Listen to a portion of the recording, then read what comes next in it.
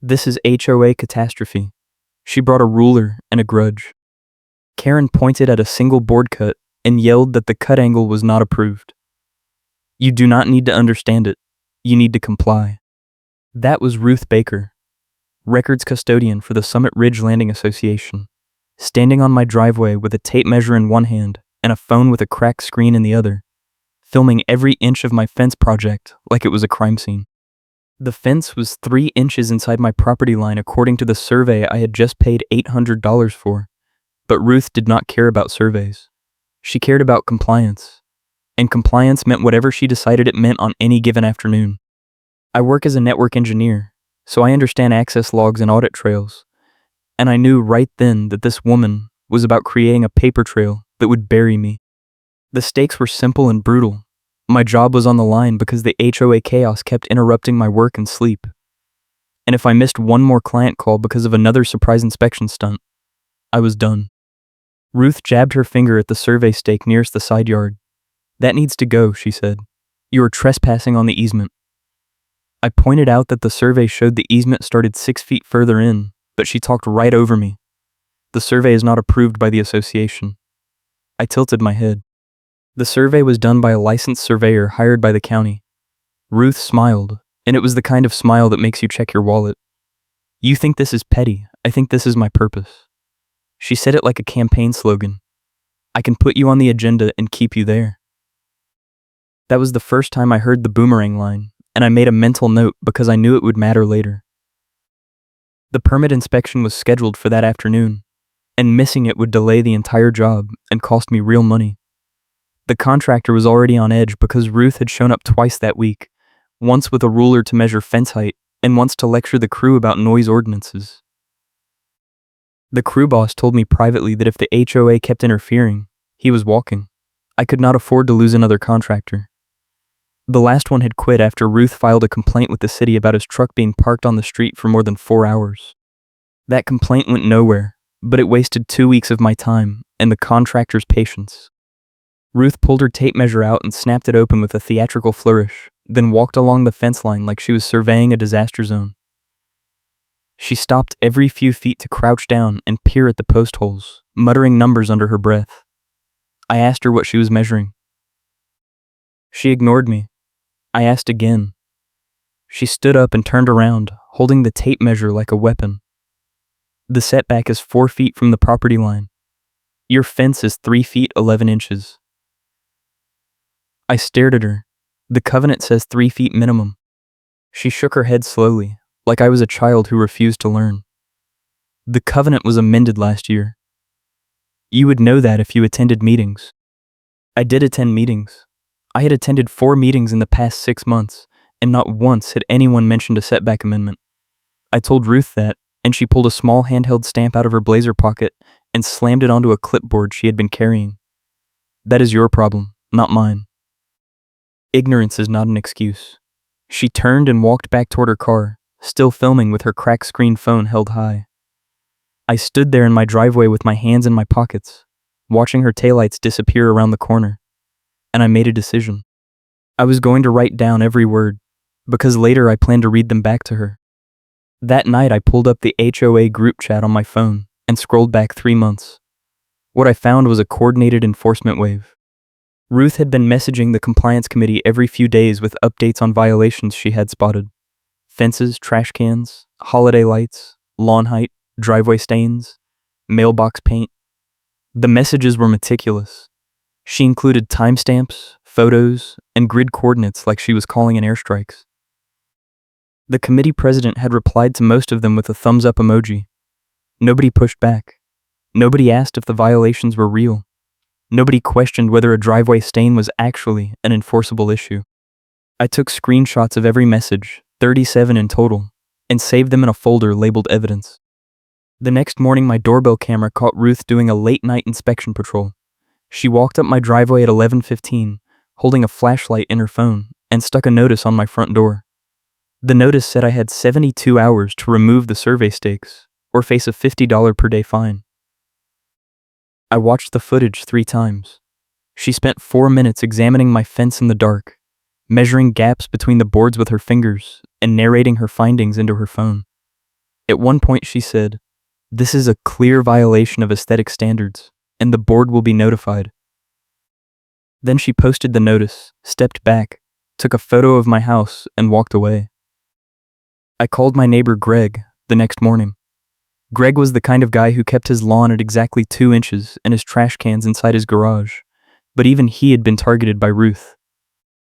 He told me it had happened 6 months ago over a decorative planter that was allegedly 3 inches over the property line.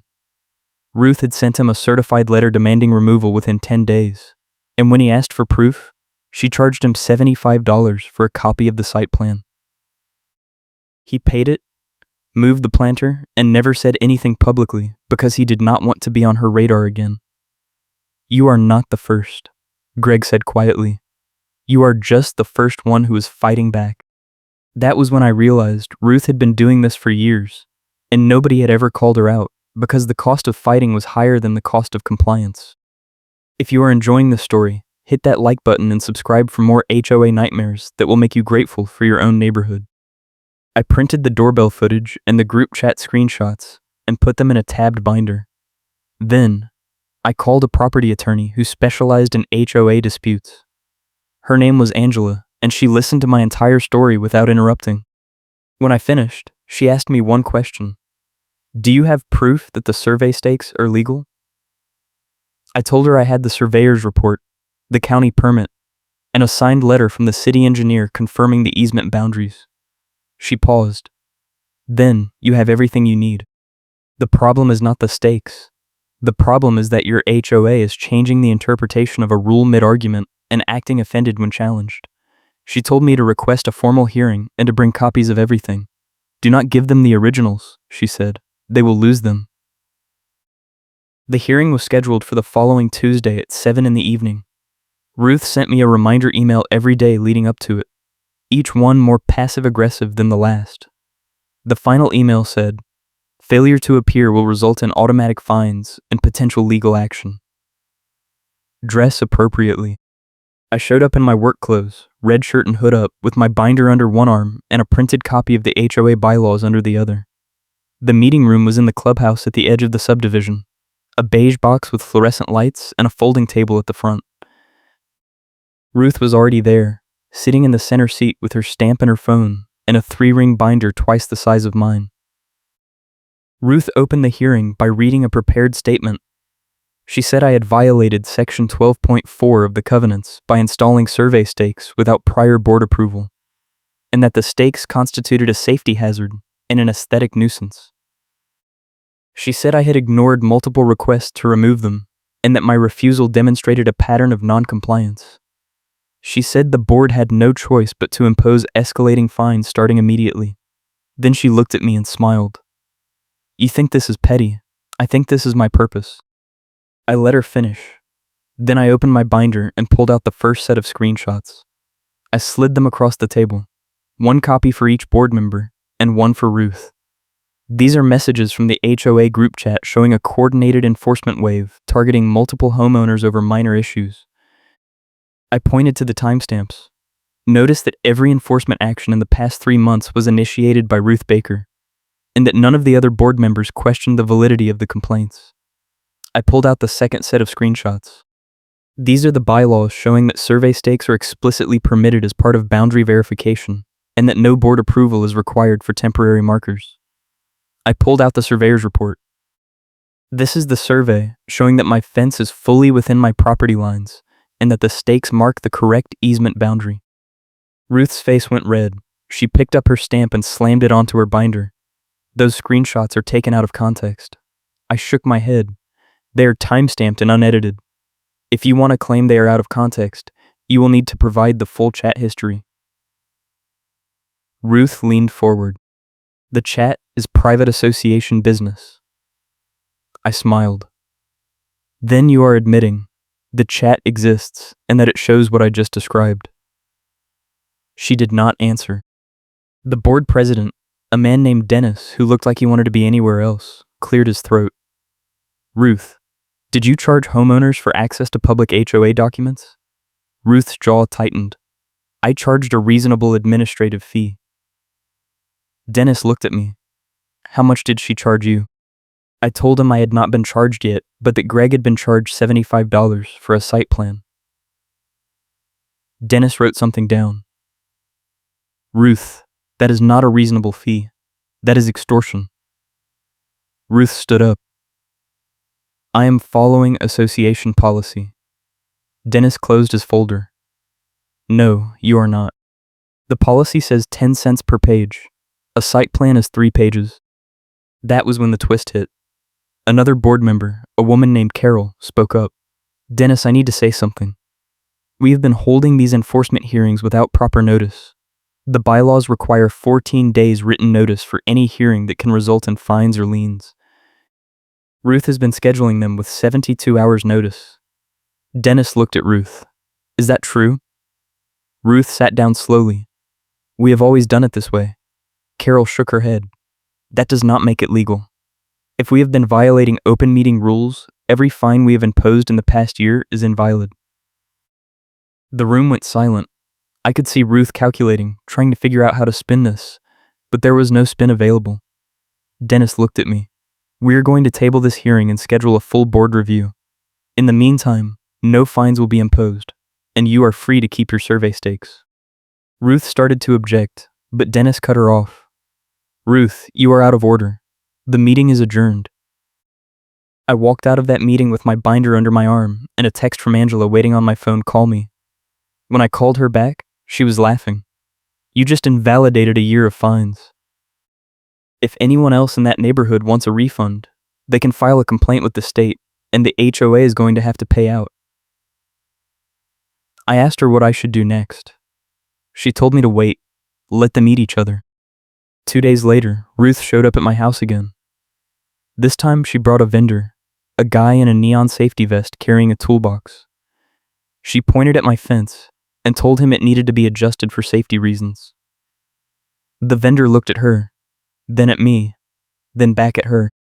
Ma'am, I am not touching anything without a signed work order and proof of ownership. Ruth pulled out a piece of paper and shoved it at him. This is a tow authorization slip. The vendor squinted at it. This says vehicle tow. It does not say anything about a fence. Ruth's voice went up an octave. It is an authorization from the HOA to remove hazards. The vendor handed the paper back. I am not touching this fence. Call someone else. Ruth turned to me. You are forcing this. I held up my phone with the recording light on. I am documenting this. She stared at the phone, then at me, and for a second I thought she was going to grab it. Instead, she turned and marched back to her car, slamming the door hard enough that the vendor flinched. He looked at me and shook his head. Good luck, man. That lady is unhinged. That afternoon, I got a call from a city code enforcement officer named Paul. He said he had received a complaint about unpermitted construction and wanted to schedule an inspection. I told him the fence had a permit and that I had the paperwork ready. He sighed. Look, I am going to be straight with you. We get calls from your HOA every week. Most of them are garbage. If you have your permit and your survey, you are fine. I am coming out tomorrow just to close the case, but I am putting in my report that the complaint was unfounded. I thanked him and asked if there was a way to stop the frivolous complaints. He paused. Not really. But if it keeps happening, you can file a harassment complaint with us, and we will forward it to the county. Keep records. Paul showed up the next day at 2 in the afternoon. He walked the fence line, checked the survey stakes, looked at my permit, and took a few photos.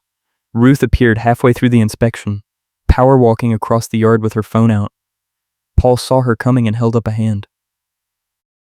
Ma'am, this is an official inspection. You need to stay back. Ruth stopped. I filed the complaint. I have a right to observe. Paul shook his head.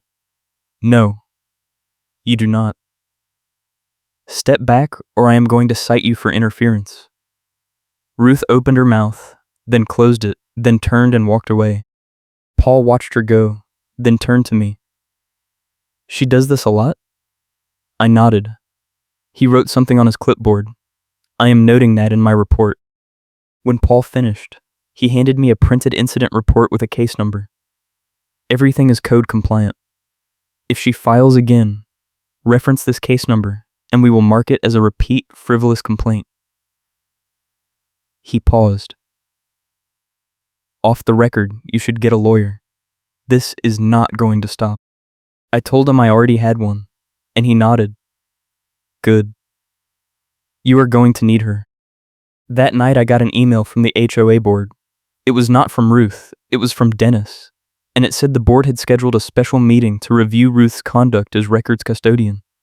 The email was polite and corporate, but I could read between the lines. They were scared. Carol had done her homework and found out that half the fines issued in the past 18 months had been based on improper notice, and that meant the HOA was on the hook for refunds, and possibly legal fees if anyone sued. Dennis ended the email with a request. If I had any additional documentation of Ruth's conduct, could I please forward it to the board for review?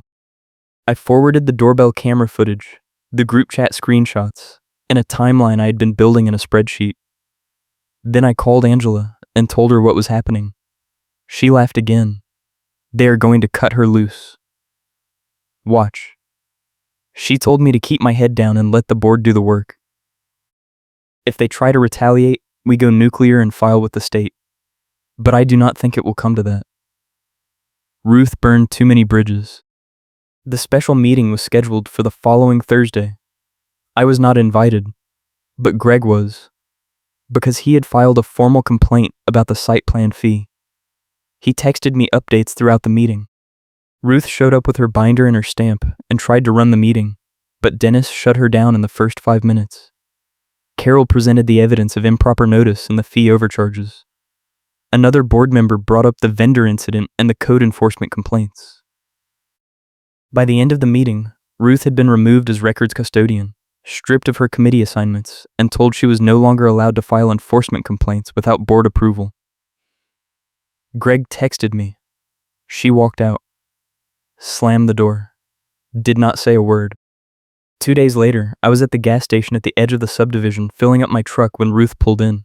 She parked 2 spaces over, got out, and walked straight toward me with her phone held up. I kept pumping gas. She stopped 3 feet away and started recording. "You think you won," she said. "You think you embarrassed me." I looked at her. "I think you embarrassed yourself." She took a step closer. "I can put you on the agenda and keep you there." I smiled. "You do not have an agenda anymore. You are not a custodian. You are not on any committees. You do not have authority to put anyone anywhere." Ruth's face went from red to purple. She opened her mouth, and I could see her trying to find the right words, the right threat, the right comeback. But there was nothing left. She had burned through every rule, every procedure, every ounce of credibility. I pulled out my own phone and held it up. "I am recording too.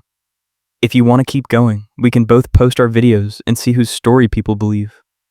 She stared at me for 5 long seconds, then turned and walked back to her car without another word. That was the last time I saw Ruth in person. She stopped coming to board meetings. She stopped posting in the group chat. A month later, Dennis sent out an email announcing that Ruth had resigned from the board entirely. The email was short and did not give a reason, but everyone in the neighborhood knew why. Greg started a group chat for homeowners who had been targeted by Ruth, and within 2 weeks we had 17 people. Most of them had paid fines or fees they should not have paid. Angela helped us draft a demand letter to the HOA requesting refunds for all improperly noticed fines and excessive document fees. The board agreed to the refunds within 10 days. But I still had one card left to play. I had been holding on to a chain of certified letters proving the HOA received my cure and fined me anyway. The letters showed that I had submitted a compliance response within the required timeframe, that the HOA had acknowledged receipt, and that they had imposed fines anyway because Ruth claimed my response did not address the real violation. Angela had told me to save this evidence for the endgame, because it proved bad faith and would make any lawsuit a slam dunk. When the board sent me a final notice asking me to confirm that all issues were resolved, I replied with a formal response. I brought a printed evidence packet in a binder and slid copies to the board and the room at once during the next open meeting. Dennis looked at the first page and his face went pale. "This shows we fined you after you submitted a timely cure?" I nodded. and the cure was accepted by the management company. But Ruth overrode it and imposed the fine anyway. Carol flipped through her copy. This is bad faith enforcement. We could be liable for damages. Dennis closed the folder. We are issuing a written reversal from management with a real citation. Effective immediately, all fines related to your fence are voided, and the association will cover your filing fees to end this fight. That was it. That was the payoff. The board issued the reversal in writing the next day, along with a check for $600 covering my attorney consult fees and the cost of the survey. Angela called it a clean win. You got everything you were owed, and you set a precedent. The next person Ruth tries this on will have your case to point to. But the story did not end there. 2 weeks after the reversal, the neighborhood group chat lit up. Someone had filed a recall petition against the entire board, citing failure to supervise Ruth and failure to follow proper enforcement procedures. The petition got enough signatures to trigger a special election, and when the election happened, 3 of the 5 board members lost their seats. Dennis survived because he had been the one to finally shut Ruth down. Carol survived because she had blown the whistle on the meeting notice violations. The other 3 were replaced by homeowners who ran on a platform of transparency and limiting enforcement powers. The new board passed a resolution in their first meeting, limiting the power of any single board member to initiate enforcement actions. From now on, every complaint had to be reviewed by at least 2 board members before a notice could be sent, and every fine had to be approved by a majority vote. They also passed a fee schedule capping document charges at 10 cents per page, exactly what the bylaws required. Ruth tried to show up at that meeting to object, but when she walked into the room, half the audience stood up and walked out in protest. She sat down in the back row, stayed for 10 minutes, and then left without saying a word. Greg told me later that Ruth had been seen posting for sale signs in her yard. I do not know if she actually moved, and honestly I do not care. The fence is done. The survey stakes are still up because I decided to leave them as a reminder, and I have not received a single HOA notice in 4 months. My contractor finished the job 2 weeks after the board reversal, and he told me it was the smoothest finish he had ever had after such a chaotic start. He even gave me a discount because he said he respected the way I handled the situation. The funny thing is, I never planned to fight this hard. I just wanted to build a fence and be left alone. But when someone like Ruth decides you are going to be her project, you do not get to stay neutral. You either fold and let her steamroll you, or you dig in and make her prove every single claim. I chose the second option, and it turned out she could not prove anything, because her entire enforcement strategy was built on intimidation and procedural confusion. The moment someone asked her to show her work, the whole thing collapsed. The funniest karma moment came 3 months after everything settled. Ruth filed a complaint about someone else in the neighborhood, a guy named Tom who had painted his mailbox the wrong shade of blue. The new board reviewed the complaint, checked the covenant, and discovered that there was no mailbox color restriction in the governing documents. They sent Ruth a letter explaining that her complaint was unfounded. She replied with a 3-page letter citing precedent and demanding the board take action. The board replied with a single sentence: "Precedent is not enforceable without a written rule." Ruth scheduled herself to speak at the next board meeting to argue her case. When she showed up, the board told her she had not submitted a speaker request form within the required 7-day window. Ruth said, "Nobody complains when I skip the form." The board president smiled and pulled out a stack of complaints from homeowners who had been fined for procedural violations. "Actually, Ruth, 17 people complained. Would you like to read them?" Ruth left the meeting without speaking. She never filed another complaint. I still live in Summit Ridge Landing. The new board is not perfect, but they follow their own rules, and that is all I ever wanted. My fence is standing. My survey stakes are a neighborhood landmark now. And every time I see them, I remember that sometimes the best way to fight petty tyrants is to make them explain themselves in writing. Ruth thought she could bury me in paperwork and procedure, but it turned out I was better at paperwork than she was. I am a network engineer. I log everything. If there is a lesson here, it is this: document everything. Know your rights. And do not back down just because someone has a title and a stamp. The HOA is not the government. They do not have unlimited power. They have exactly as much power as the governing documents give them, And if they step outside those documents, they lose. Ruth learned that the hard way, and now the whole neighborhood knows it too. My job is stable again. I have not missed a client call in months. The contractor chaos is over, and the permit inspection went fine. The city inspector even complimented the fence and said it was one of the cleanest installations he had seen in the subdivision. I sent a copy of his report to the board just to close the loop, and they thanked me for my cooperation. It was the most polite interaction I have ever had with the HOA, and it felt like a victory. I hope your notices stay non-existent.